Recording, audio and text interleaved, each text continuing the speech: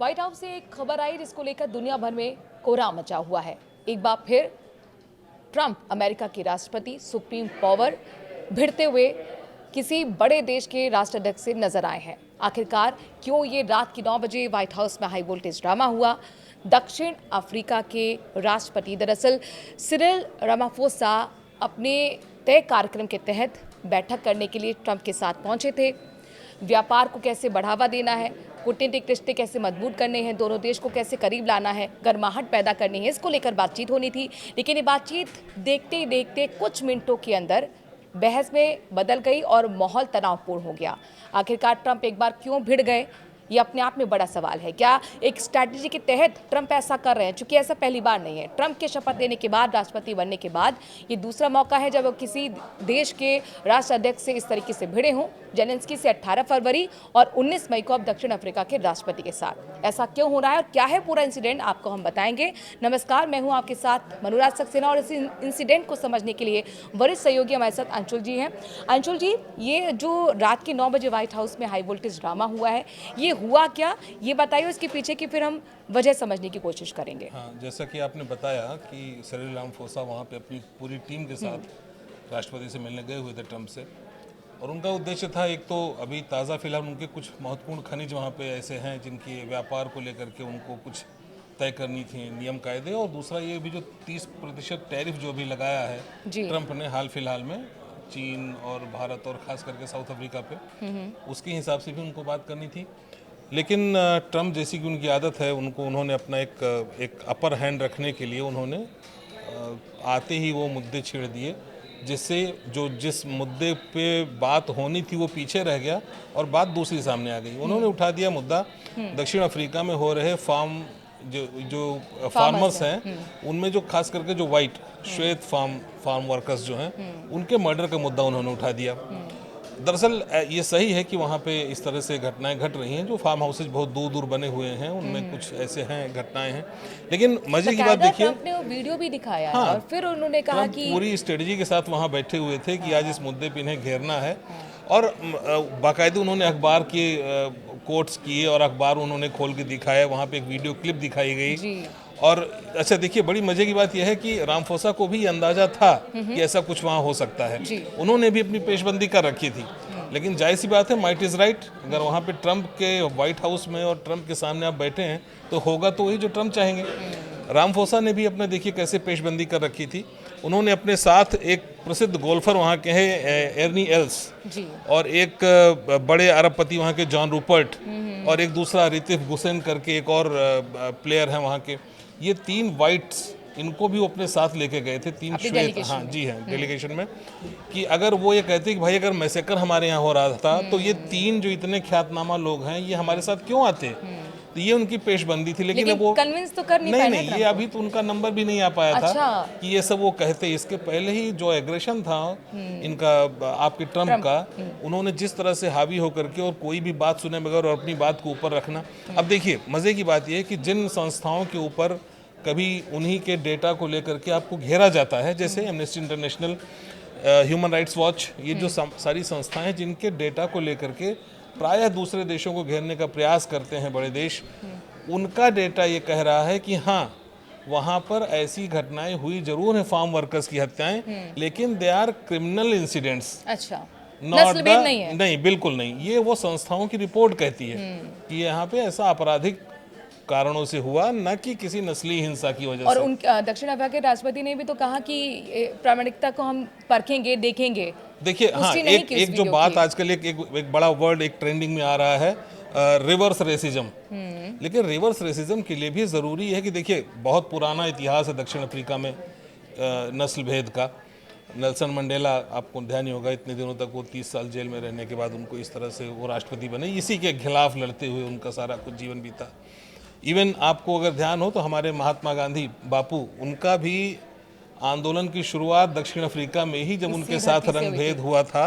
उनको चलती ट्रेन से सिर्फ इसलिए बाहर कर दिया गया था कि वो अश्वेत हैं, श्वेत नहीं हैं, और वो फर्स्ट क्लास पहले दर्जे में यात्रा कर रहे हैं। का मसला बहुत गंभीर है और बहुत पुराना है दक्षिण अफ्रीका। जी हाँ, लेकिन फिर भी उसके बाद आप देखिए कि कालांतर में वहाँ पर अब सारी स्थितियाँ बहुत कुछ बदल चुकी हैं। आज वहाँ पर फिर से एक तरह से जो श्वेत हैं उनका वर्चस्व, उनकी जनसंख्या अधिक हो चुकी है। प्राय वहाँ के श्वेत अब वहाँ से जा चुके हैं, लगभग वो प्राय विदेशों में या कहीं भी अब उनकी वहाँ पे भागीदारी 8% के आसपास रह गई है। लेकिन देखिए अभी भी उनके पास ज़मीनों का 3/4 दक्षिण अफ्रीका में जो निजी स्वामित्व वाली कृषि भूमि है उस पर 3/4 पर अभी भी श्वेतों का कब्जा है, उनकी मिल्कियत है, जबकि उनकी हिस्सेदारी जनसंख्या में कुल 8% के आसपास रह गई है। तो ऐसे में ये संभावना बहुत कम बचती है कि उनको नस्ली हिंसा का शिकार होना पड़ेगा। और हाँ, जनसंख्या के लिहाज से आप देखें जरूर ऐसा हो सकता है और ये रिटेलिएशन की बात हो भी सकती है। लेकिन जब आपको वहीं की उपलब्ध संस्थाएं आपके साथ उनका डेटा, उनकी रिपोर्ट्स ये कह रही हैं कि ये बड़ी आम बात है वहाँ पे हत्याएं होना। हत्याओं के मामले में दक्षिण अफ्रीका का रिकॉर्ड वैसे ही बहुत खराब है। पूरे विश्व में लगभग सबसे ज़्यादा जहाँ पे हत्याओं की दर है उनमें से एक देश ये भी आता है।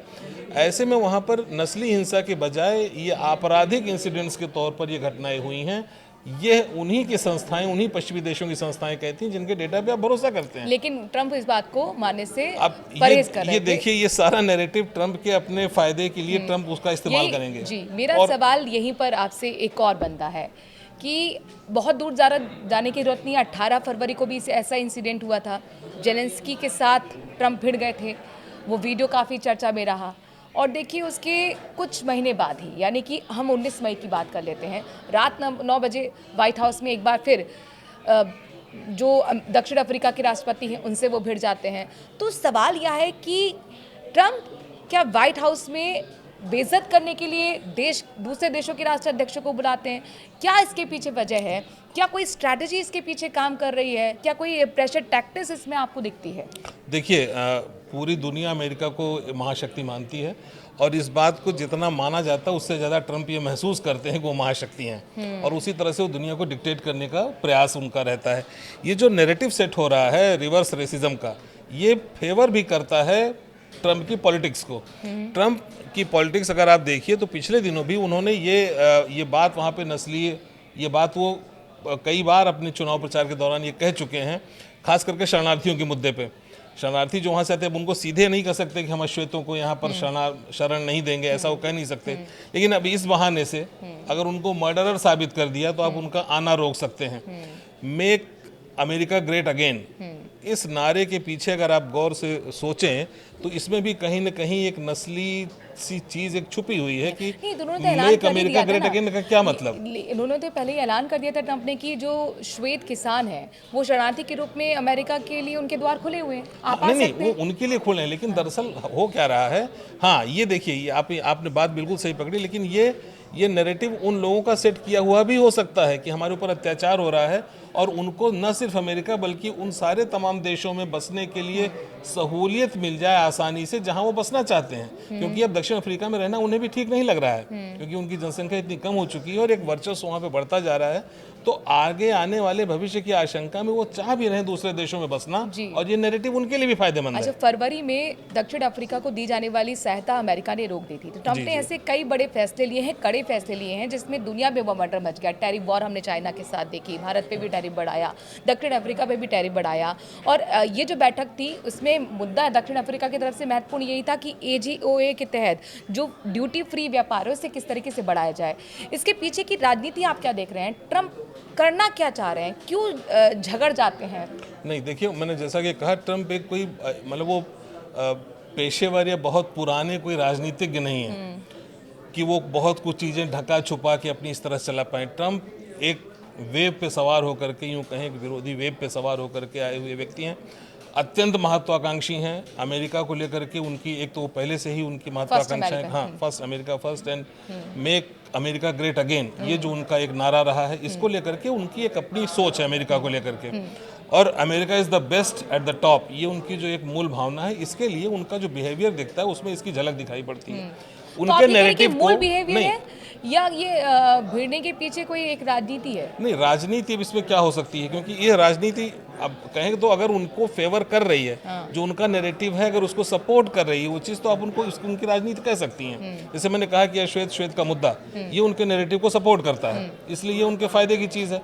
टैरिफ वॉर उनको सपोर्ट करती है, लेकिन टैरिफ वॉर पे भी देखिए वो कैसे कभी एक कदम पीछे कभी एक कदम आगे। अभी देखिए चाइना के मुद्दे पर किस तरह से उन्होंने अपने कदम थोड़े से 90 डेज का पहले उन्होंने एक बेनिफिट दिया, उसके बाद फिर अब वो एक कदम पीछे आने को तैयार हैं। तो ये देखिए, उन्होंने एक बात होती है कि आप किसी चीज़ को प्रेशर आप इतना दें कि जहाँ से थोड़ा वापस आने पर भी आप जो चाह रहे हैं वहाँ तक तो हो ही जाए।